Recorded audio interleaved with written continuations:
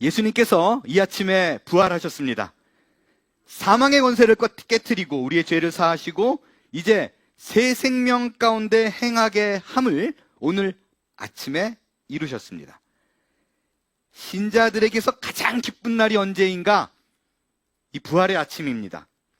우리가 붙잡고 있는 흑암의 세력들, 우리를 죄와 사망의 권세에서 꼼짝 못하게 했던 그 세력을, 그 사망의 저주를, 영원한 형벌에서 우리를 구원한 날이기 때문입니다. 기독교의 큰 명절 두 가지를 말하라 라고 하면 성탄절, 부활절, 이렇게 두 가지를 꼽을 수 있습니다. 이 둘 중에 우리에게 가장 큰 명절이 뭐냐라고 물으면 많이들 인식하기를 성탄절로 생각합니다. 예수님이 이 땅에 오신 날이에요. 정말 우리가 기억해야 되고 축하할 날이 분명합니다. 그런데 성탄절, 왜 오셨는가? 목적이 뭔가? 하나예요. 부활하기 위해서입니다. 그것을 이루기에 오셨고 그 사명을 완수한 날이 부활절입니다. 그럼에도 불구하고 그 고를 이룬 날인데, 그럼에도 불구하고 뜻밖의 이 부활절보다 성탄절이 더 기쁘고 감사한 날로 인식되어 있고, 더 아이러니한 거는 주님의 고난을 받은 고난의 이 일주일이 우리가 지켜야만 한, 또 반드시 따라야 될, 경건하게 보내야 될 날로 인식되어 있습니다. 왜 그럴까요? 분명히 부활절이 제일 중요한 날인데 아마 거의 이런 이유가 아닐까 싶어요. 여러분, 이 땅에서 누군가가 태어났다, 누군가가 죽었다 라는 것은 피할 수 없는 사실입니다. 그리고 우리가 어렵지 않게 목격할 수 있는 현실입니다. 그래서 우리는 탄생과 죽음에 대해서는요, 설명할 필요도 없고 해석할 필요도 없고 해명하고 입증할 필요가 전혀 없습니다. 하지만 부활은 다릅니다. 우리의 이성과 상식으로 받아들이기가 어렵습니다. 예수님도 사람인데 그가 살아나셨다? 하늘에 올라가셨다? 참 믿기 어려운 이야기입니다. 오케이, 예수님은 인간의 몸을 입은 하나님이다. 오케이. 실제 특별했어요. 특별한 능력을 가지고 있었고 그걸 사람들에게 행했어요. 그래서 예수님이 죽었다가 부활했다라는 것까지는 어떻게 믿을 수 있습니다. 그런데 그가 살아난 것처럼 우리도 죽지만 예수님의 재림 때 예수님과 동일한 모습으로 부활하게 될 것이다. 이게 참 받아들이기가 어렵습니다. 그래서 묻어두려고 하고 입 밖에 내려고 하지 않고 이 부활절 외에 부활이라는 얘기를 다른 날에 하는 것은 굉장히 어색합니다. 어쩌면 이날만 하는 것으로 정해진 듯이 다른 날에는 부활에 대한 얘기를 하지 않는 것이 우리에게 마땅한 암묵적 약속처럼 여기고 사는 것이 신자의 모습이 아닌가 생각합니다. 우리 기독교 신자들이 모여 있을 때 대화 중에 하나님이신 예수님이 이 땅에 오셨다, 얼마나 감격스러워요. 이 얘기는요, 언제 어느 때이든지 어느 모임이나 어느 자리나 자연스럽고 예수님의 탄생에 대해서 깨달은 점, 느낀 점, 감격스러운 점을 얘기해도 전혀 어색하지가 않습니다. 또한 하나님이신 예수님께서 우리를 위해서 그 고통과 어려움과 십자가에서 피를 흘리셨다, 감동적인 스토리입니다. 그래서 그 얘기를 언제든지 하는 것은 부담도 없습니다. 예수님의 탄생보다 이 고난주간을 더 우리가 일주일을 지키면서 묵상하는 이유는 그것이 우리에게 또 훨씬 더 감격적이기 때문일 것입니다. 그리고 이 예수님의 십자가의 이야기는 1년 365일 어느 날 어느 때에 이야기해도 할 말도 많고 어색하지 않습니다. 근데 부활은 다릅니다. 이 부활에 대한 얘기는 어쩌면 고난주간에도 별로 하지 않아요. 1년 365일 중에 딱 하루 말해요. 부활절에만 말합니다. 굉장히 우리 안에 제한적이고 한정적이고 제약이 있는 얘기가 아닌가 싶어요. 여러분 생각해 보세요. 셀 모임 때, 평소에 여러분이 성경 공부할 때, 수양회 때, 세미나 때 모여 앉았는데 예수님에 대한 얘기를 하는데 저는요 부활의 생각을 어떤 분위기일까요? 거의 얘기하지 않습니다. 우리가 받은 구원은 죽은 후 가는 하늘나라에 머물러 있지 다시 새로운 몸을 입고 부활한다는 것, 감격과 그 얘기가 기쁨으로 내재되어 있지 않기 때문에 말하는 것이 쉽지 않습니다. 이것은 예수님과 함께 3년을 동고동락했던 제자들도 예외가 아니었어요. 오늘 본문에 보니까 안식 후 첫날 새벽에 몇몇의 여성들이 준비한 향품을 가지고 예수님의 시체 앞에 모입니다. 그 시체가 3일이 지났기 때문에 썩어서 부패해서 냄새가 날 것을 가슴 아파서 향수를 뿌려서, 향료를 뿌려서 그 냄새를 덮으려고 했습니다. 그런데 예수님의 무덤에 가보니 돌이 옮겨져 있어요. 그리고 시체가 보이지 않습니다. 그리고 아까 등장했던 그 천사처럼 예수님이 부활하셨다는 얘기를 듣습니다. 그 여성들이 무덤에 돌아가서 너무 놀라서 제자들에게 알립니다. 그때 제자들이 예수님이 부활했다는 얘기를 듣고 어떻게 반응했어요? 믿지 아니하더라. 왜냐하면 그들의 이성과 상식으로 받아들일 수 없기 때문에 그렇습니다.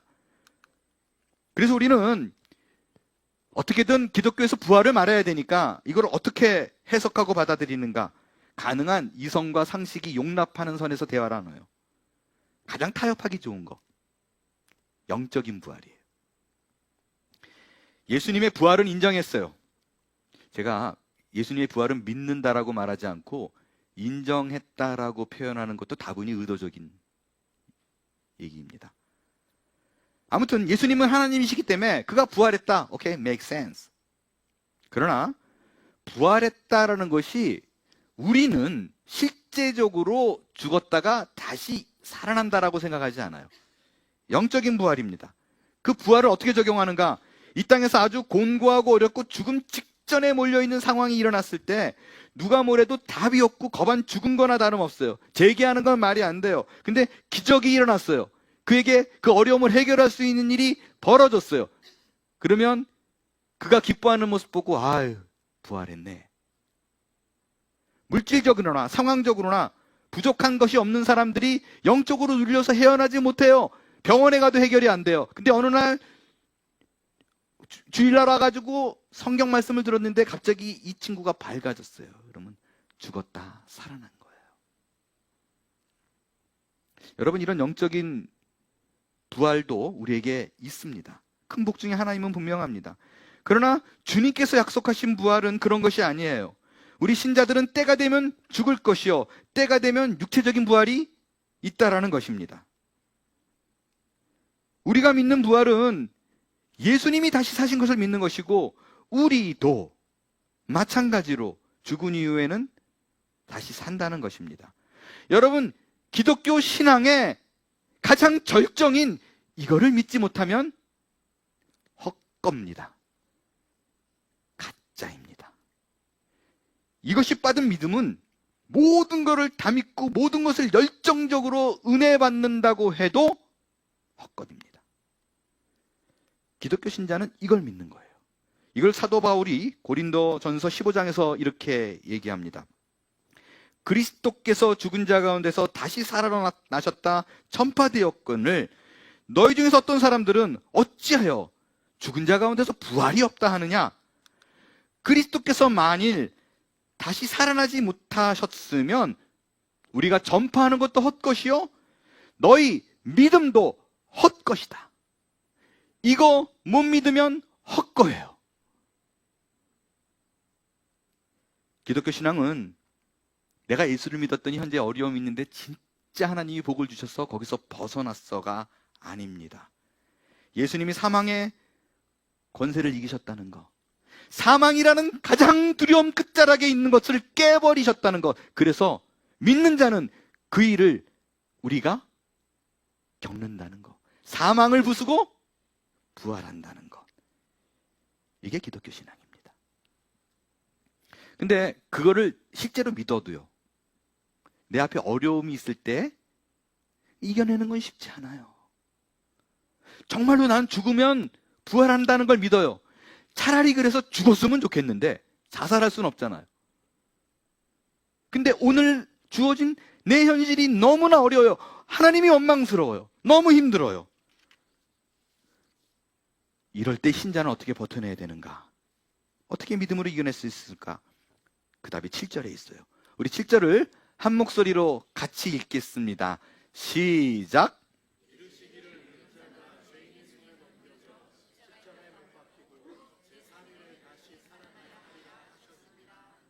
여러분, 이 구절에서요, 예수님이 십자가에 못 박히고 제3일에 다시 살아나야 하리라. 이 말은요, 우리 신자들에게 굉장히 큰 의미가 있는 말입니다. 가장 큰 의미는요, 예수님의 죽음과 부활은 우연이 아니라 하나님의 뜻이었다는 것입니다.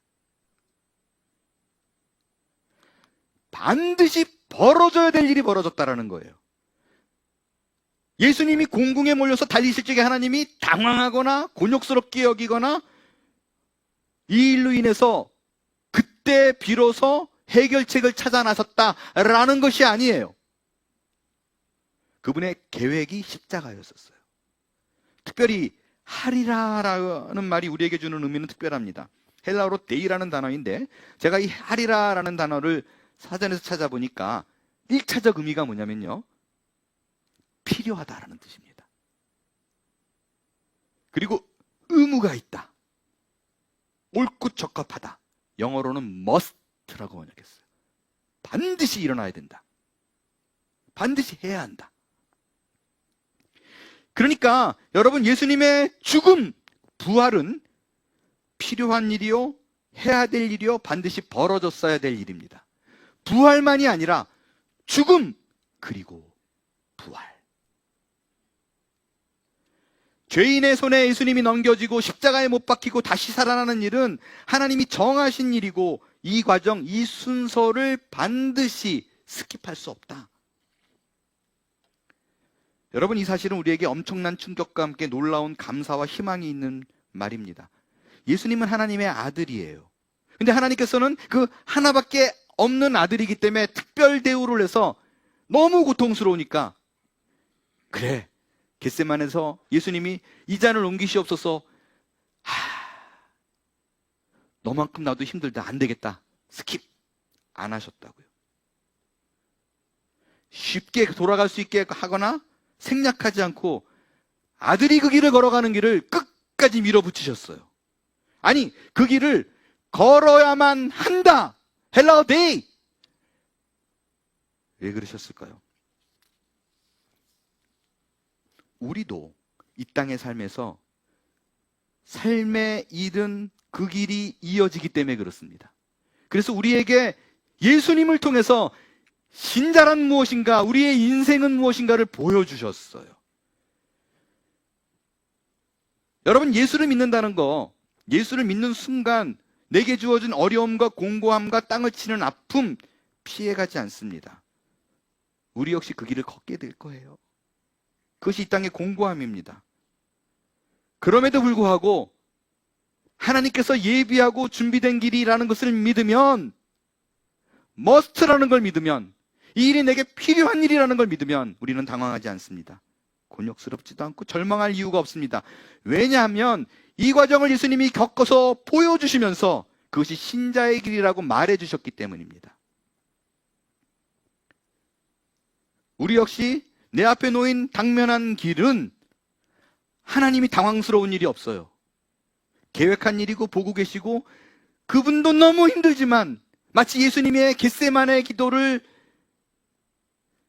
인정하시고 들어주지는 않지만 그래도 그 길을 가야 된다라고 얘기했던 것처럼, 우리의 어려운 상황 속에 놓인 기도를 하나님은 듣지만 응답 안 하는 것이 아니라 그 길을 가야 된다라고 얘기하시는 거예요. 결론적으로 우리는 그 일을 겪은 후에 부활하게 될 것입니다. 영적으로도 육적으로도 우리에겐 부활이 있습니다. 그것이 우리가 고통과 절망의 순간에서도 담대하게 걸어갈 수 있는 이유입니다. 우리의 인생에서는 우연도 없고 하나님의 방관도 없고 실수도 없습니다. 그 얘기가 바로 인자가 죄인의 손에 넘겨져 십자가에 못 박히고 제3일에 다시 살아나리라 하리라 라는 말입니다. 이 비밀을 사도 바울은 로마서에서 이렇게 얘기합니다. 생각건대 현재의 고난은 장차 우리에게 나타날 영광과 비교할 수 없도다. 여러분, 이게 기가 막힌 얘기예요. 기가 막힌 얘기예요. 하나님은, 여러분 죄송한데, 우리의 고난과 고통이 있을 때 고난을 없이 하거나 피해가게 하거나 안 당하게 하는 것을 목적으로 두지 않습니다. 큰 비중을 두지 않습니다. 왜냐하면 그것은 하나님께서 우리에게 필요하기 때문에 둔 과정입니다. 그러니까 여러분, 보통 희망 고문이라고 그러죠. 이런 거죠. 예수를 믿으면 무조건 좋은 일이 있을 거다. 괜찮아질 거다. 어려워? 괜찮아. 하나님께 기도하면 이것을 다 물리쳐 주실 거야. 내일 당장 그런 기적이 일어날 수 있을 거야. 물론 일을 그렇게 행하지만 많은 경우에 하나님이 아니라는 거예요. 본래 신자의 삶이 고단하다고 하시며 이 일을 통과해야 영광의 십자가, 영광의 부활이 기다리고 있다라고 얘기합니다. 예수님께서 고난을 통해서 영광의 자리에 갔다, 그걸 보여주는 거예요. 여러분, 이게 왜 우리에게 감사한 일인가? 우리가 그 예수님의 모습을 보면서요, 만약에 하나님이 우리에게 이렇게 얘기해요. 봤지? 예수님이 이렇게 승리했잖아. 너희도 이제 삶 속에서 승리해야 돼. 그 능력대로 살아야지. 왜 그렇게 울고 앉아 있어? 이걸 요구하지 않습니다. 그가 대신 졌다는 거예요. 우리 대신 했다는 거예요. 그래서 내가 몸부림치고 이를 악묻는 순간이 아니라 마땅한 일이라고 여기고 그냥 걸으라는 얘기입니다. 단지 그 길을 걸으면 하나님의 자비와 긍휼과 은혜와 용서가 부어진다는 것이고, 그것이 우리의 노력이 아닌 주께서 지신 것으로 말미암아 우리가 얻어진, 우리에게 주어진 복이라는 얘기예요. 그 복을 누리기 위해서 우리는 발버둥 치려도 필 필요도 없고, 이를 악물 필요도 없고, 허벅지를 찔러가며 인내하거나 나는 왜 이 모양이냐라고 좌절할 필요가 없습니다. 왜냐하면 예수님이 우리 대신 짐을 지고 가셨다는 것은 그가 해결했다는 얘기입니다. 그 복이 우리에게 있는 거예요. 하나님이 우리를 위해서 일하시고 채워주는 거예요. 그것이 기독교 신앙의 핵심이 되는 예수 그리스도의 부활입니다. 그 부활의 모습을 통하여 믿는 자가 얻고 누리게 되는 영광을 예수님의 길을 보면서 우리에게 미리 보여주는 거예요. 마지막으로 성경 한 곳을 보고 말씀을 마치겠습니다. 빌립보서 3장 20절과 21절입니다. 우리말 성경으로 제가 읽겠습니다. 그러나 우리의 시민권은 하늘에 있습니다. 우리는 거기로부터 구원자, 곧 주 예수 그리스도를 기다립니다. 그분은 만물을 그분에게 복종시킬 수 있는 능력으로 우리의 천한 몸을 그분의 영광스러운 몸과 같은 형상으로 변화시켜 주실 것입니다. 변화시켜 주실 것입니다. 하나님이 하신다는 거예요. 내 노력과 내 의지와 나의 몸부림이 아니라 하나님이 하신다는 것입니다. 변화시켜 주실 것입니다.